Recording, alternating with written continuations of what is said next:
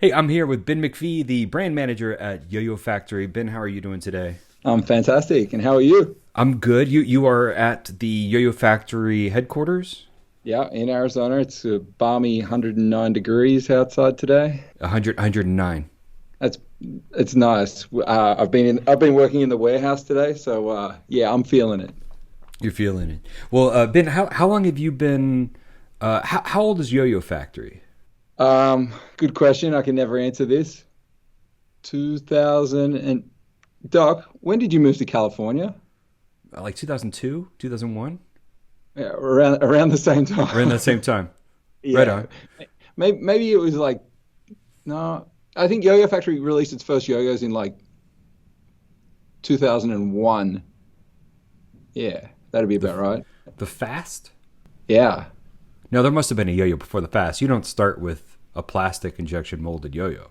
Yeah, we did. So we couldn't pay for it. So what we actually did was we thought we'd be really clever and we'd make a run of 200 metal yo-yos to play for the tooling, which was the Fast 301. But somewhere along the way that we kind of did things out of order because the metal yo-yo required the plastic parts, so we had to buy the tooling anyway. So it was all happening at the same time. So now you've got two problems. Now you've got Yeah, and then two injection problems. molding and Spent twice as much money, but no, it all worked out. We had some friends who owned stores that we'd worked with previously who basically said, if you're going to do this yo-yo, we'll buy this many pieces, so you can afford to do it. Get into it. how did you get into yo-yoing? I was exposed to yo-yos since I was a small child. In like 1984, the Coca-Cola yo-yo demonstrators came to my school in Australia and did their yo-yo performance, and every kid wanted a yo-yo. And I went to the corner store and bought myself a Sprite Russell Sprite Super, and that was that. I had my first yo-yo, and I didn't play with it obviously my whole life. It sat in a toy box, and it was many years later that I went back and I was like studying for something at school, and I didn't really want to study for school, so I went and found this yo-yo and I started playing with it. Of course, I didn't know any tricks, so I was trying to find old people because old people obviously knew how to use a yo-yo. And you mentioned older people yo-yoing. I remember that was the apocryphal story is that Duncan would have a pro go to a town once every 4 years, so that you would totally like get everybody of a certain age would buy yo-yos, and then the fad would sort of go away. And then when the next generation of kids came around who were too young to buy yo-yos the first time, when they got a yo-yo, their older siblings could help teach them, like, oh yeah, that thing. This is agrarian farming. You plant the crop, you harvest the crop, and then you let the crop lay fallow. And I think one of the techniques that was really good and effective in making sure that nobody played yo-yo in the interim was you couldn't get yo-yo string. So if you were really into yo-yo, you were going to use up every string you could find, and you couldn't play anymore until the next promotion came around. And like Duncan were doing it in the US, but in most of the world, it was Russell that was doing exactly the same thing. So in Australia, it was like 76, 78, 83, 84, 88 were the yo-yo promotions through that era. I have this theory that we were going towards more and more competition shaped yo-yos, which are the V-shaped, hard angles, very stiff shapes. And during the pandemic, because of lack of contests, we saw a rise of organics and lightweights and weird materials and stuff like that. So that's my theory, and I want to hear, what have you experienced? Yeah, I go a couple of ways with it, and because you can never look at any isolated thing. We've always made weird yo-yos, whether it be mighty fleas or just random stupid things that we wanted to see exist in the universe. Um, but the success of those random items was always something that was always questionable. Every year we'd have a project that was called Hans's Folly. And whatever Hans's Folly is, I didn't care if it sold, we'd do it. We did a stainless steel whistling yo-yo. Well, there's a huge market for them out there, I'll tell you that. We did a replica of the original Flores yo-yo. Well, there's a huge market out there for that one too. I'll tell you that. So whatever we wanted to see exist in yo-yos, we would still create. And it there wasn't that many brands active in yo-yo at the time, so the fact that we were doing different often worked well for us. But I would definitely say last year, more people started doing different. There was an increase in alternative designs, but to be fair, it may have started a year or two before that. Um, people started utilizing Chinese manufacturing to make weird and Mm-hmm. wacky rather than trying to make better cheaper.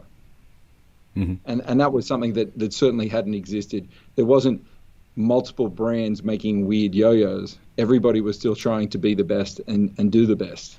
And as much as I'd like to say that the pandemic ratcheted that up, at the start of the pandemic period, I think a lot of the smaller brands contracted and disappeared. So there was actually less diversity. Like I'm talking like March, April, May, June, like pretty much all the way through summer last year. There was very few brands releasing yo-yos. Mm-hmm. I see now it's turned around and there's a lot more yo-yos coming back into the market. And I guess now you're seeing the influence of that time and yeah, people coming in with alternate designs. We had a very interesting you basically didn't know, was there going to be an industry next month? Mm-hmm. Like, was the whole world going to collapse? Were all the supply chains going to totally evaporate? Would there be Chinese yo-yos available, or would the only thing be available in 3 months' time be made in the US? These were all real scenarios that we were processing. We lost all of our store, like brick and mortar store orders.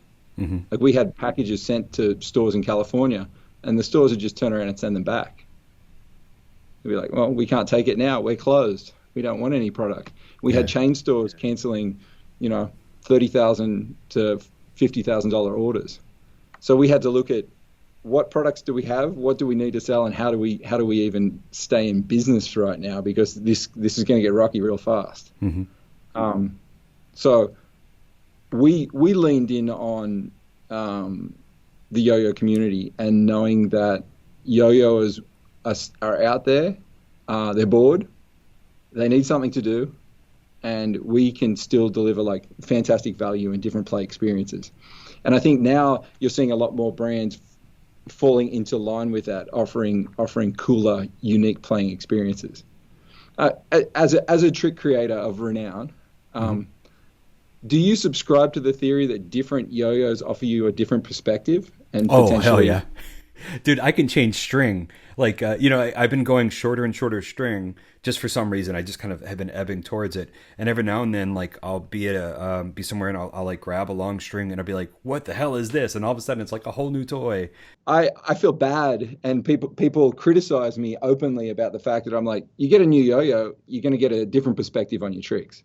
I see a lot more people are creating different perspectives, and I see yo-yos now that I'm like, oh, that's really cool. I actually want to go buy that yo-yo. I mean, I didn't buy yo-yos for years, Mm-hmm. and now I see yo-yos that I'm like, but you know what? If there was a Bolt Part 3 with a new song, I'd be after that. So you talked about supply issues, supply chain issues, and I ordered some yo-yos in December from China, and they just arrived last week. So that's 6.5 months. And I ordered some other yo-yos from One Drop that, because of supply, I'm not trash talking One Drop, but they were like a 4 or 5 month wait, which is way longer than usual. It feels like all across the board things are delayed, or there's just these weird snags that you don't expect. As someone who's got a shop, like y'all have a shop, have you, and you also order yo-yos overseas as well. Like, Yeah. what have you kind of experienced, and what have been the lucky bits of owning a shop versus overseas ordering? When it looked like the world was falling apart, we definitely lent into what we do best. And what we do best is we design yo-yos, and we make yo-yos and we put them together, and we do every step possible.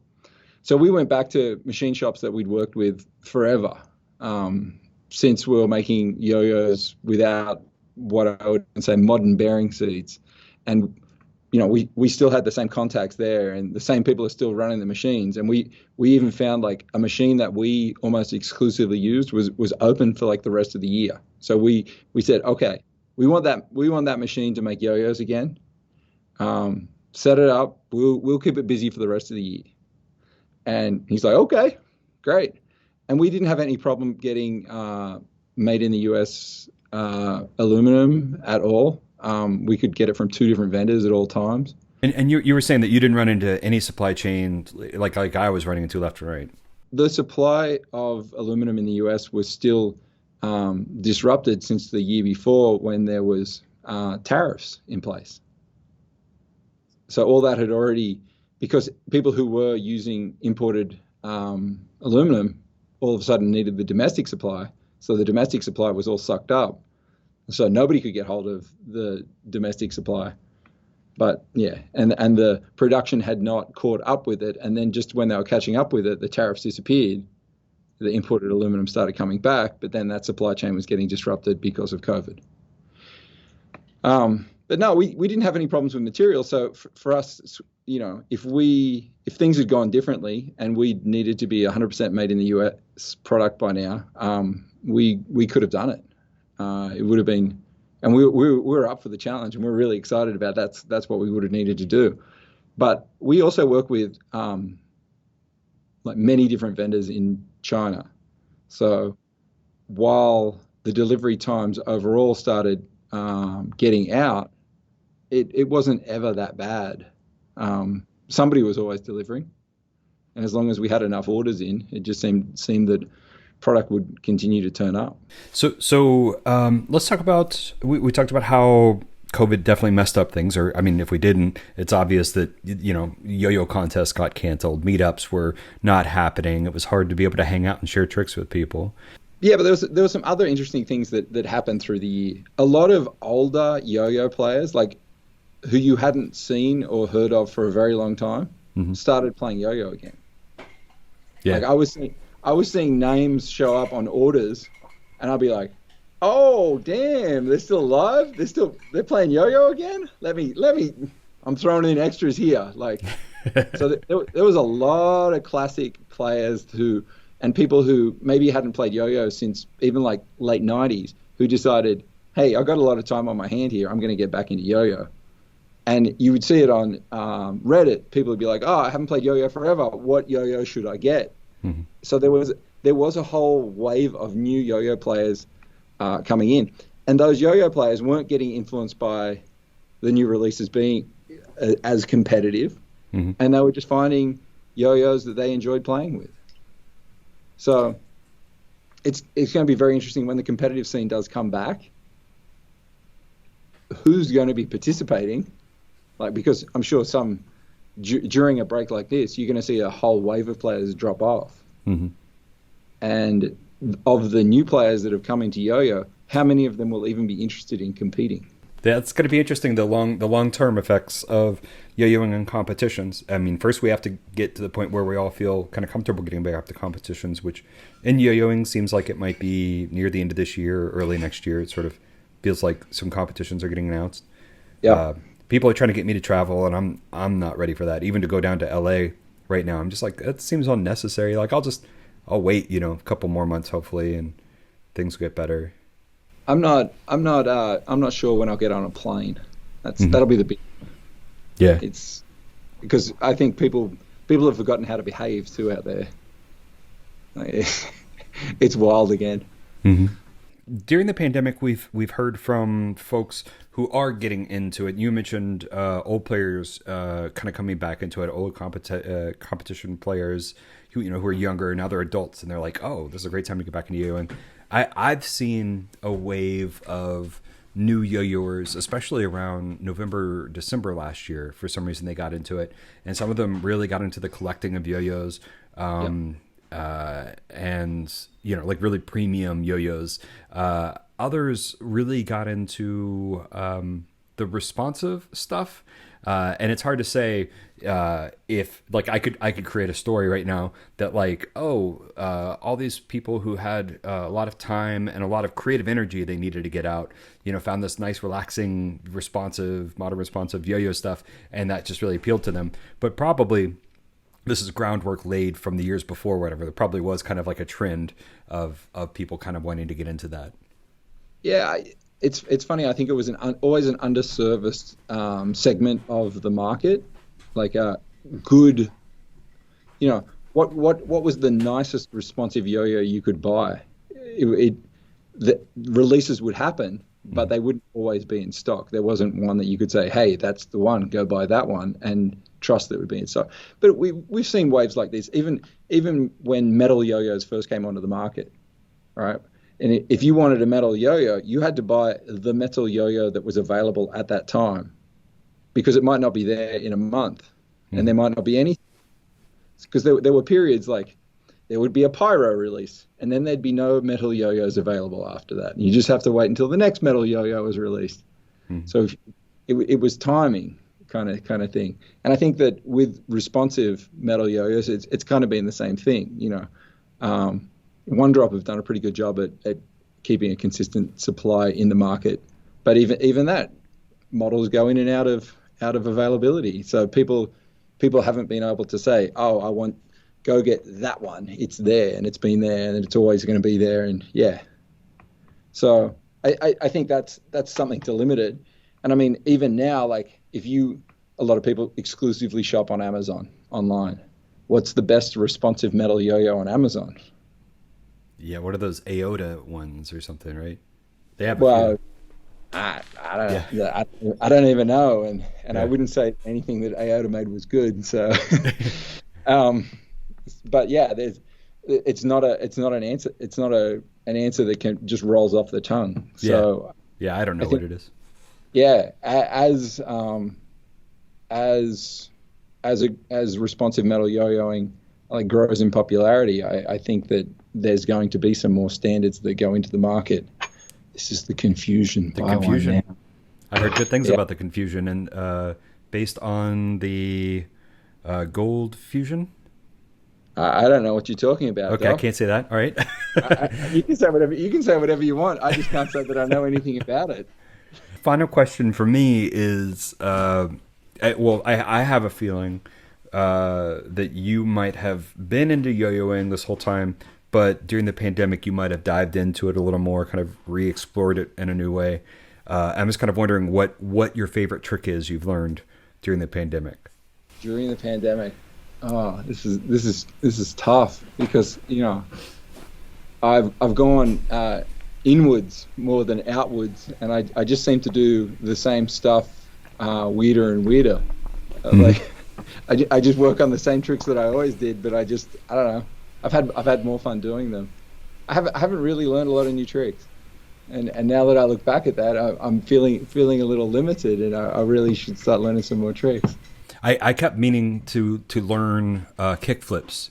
That's the thing. I was gonna I'm gonna finally learn how to do this, because this is like a fundamental part of modern responsive yo-yoing. Yeah. And I just don't practice it, and I can't do them consistently. I've learned how to do them, and the one that I've really enjoyed is from the bird's nest catch, when you go forwards over your finger and then you pull it into like another fake trapeze. Yeah, I learned how to do that. Yeah, so that was something that I did learn how to do. Yeah, it's. I was wondering if we were gonna touch on it, but different styles of yo-yoing. So like in May we had the 5A patent expire, but I didn't see a growth in 5A. Really? I hope there would be I hope that it would take off, and I hope that there would be more brands bringing out 5A product and aiming at 5A players. And I saw, there was some cool stuff coming out, like 3D printed counterweights and stuff like that, but there wasn't any like significant investment in a new counterweights in any volumes. There's very, very few new yo-yos shipping with counterweights. I was hoping that would explode, and maybe I misread that. Um, I think I've learned that foray really is contest driven. Yeah. And as a style, I think it's been one of the most hurt by the lack of contests, because I think people get inspired to play foray. Like if you're at a contest and you see a great foray routine, you'll be like, "Oh man, that was rad! I want to learn that trick." But I haven't seen any like flow foray videos that have made me go, "Oh, I really need to learn that trick." So I feel it kind of stagnated. I think a bunch of people got into two-way, and then they realized how hard it actually is, because that seems to happen in waves. Yeah. But yeah, it's I kind of expected there'd be more growth in the non 1A divisions, like in participation, and it'll be interesting to see if that shakes out when it comes back to contest season. But I'm not holding my breath on a huge increase in competitors in those kind of divisions, especially in the US. Yeah. Well, I think that's it for my questions. I guess one last question is if people want to follow like what YoYoFactory is doing. I think you're doing live streams now. Is that the best way to kind of keep in touch? Yeah. So it's funny, during the pandemic we were doing live daily, and we got to know a lot of our customers like really well through like daily interactions, because they were out there stuck at home. We were operating on a less than full schedule here, so we had a lot of time to give. But we've just started doing live every Friday on Twitch, YouTube, Facebook, and Instagram. So we're serving it up on every platform, and we're looking to cover the online world yo-yo contest. And we're in talks with them to make sure that we get all the content that we can share in a timely manner, because that could be a fun event. That's the first year. It's Heroes contest. I think. Yeah, it's the what are they, IYYF. So the IYYF absorbed all the financial responsibility for Worlds in Budapest to make sure that nobody got left holding the basket, owing a lot of money. Yeah. So they covered all the expenses on that. And this contest is they've one of the things when they've gone to brands saying, "Hey, we're running this contest, we'd like your support." I know that the money made for this contest is going to offset the losses from that contest that didn't occur. Mm-hmm.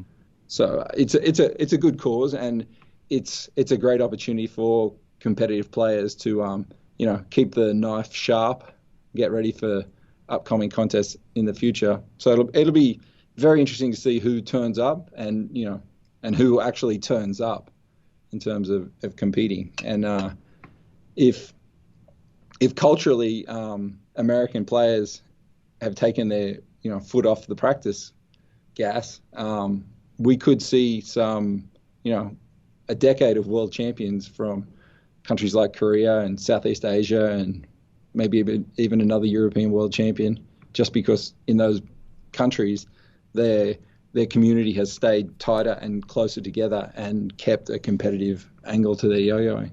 Yeah, that's cool. It's a cool prediction. I remember hanging out with Steve Brown at an event in Chicago in January of 2020, and I was showing him this modern responsive freehand stuff I was doing, or counterweight stuff I was doing. And I told him I'm going to start competing again. And just not the best year to to make that. Like, I was working really hard. I was practicing. I had this whole new routine I was kind of working on, and just nope. I snuck one in. I actually got to compete in 2020. I competed at PNWR, but it was unfortunate they'd squashed the 2A division into an X division, and while I was the highest placed 2A in 2A, I didn't win anything. I was just the highest placed 2A player. So, but at least I got to throw in a contest in 2020, and a lot of people didn't get that opportunity. So I feel pretty lucky. Yeah. Well, Ben, thanks so much for hanging out, talking with me, and telling me what's going on, and sharing some insight on what it's been like for y'all during the pandemic. Uh, Yeah. yeah, Thanks a lot, Tom. keep up the weekly videos. Those are fun to watch, and yeah, thanks for your time. No worries.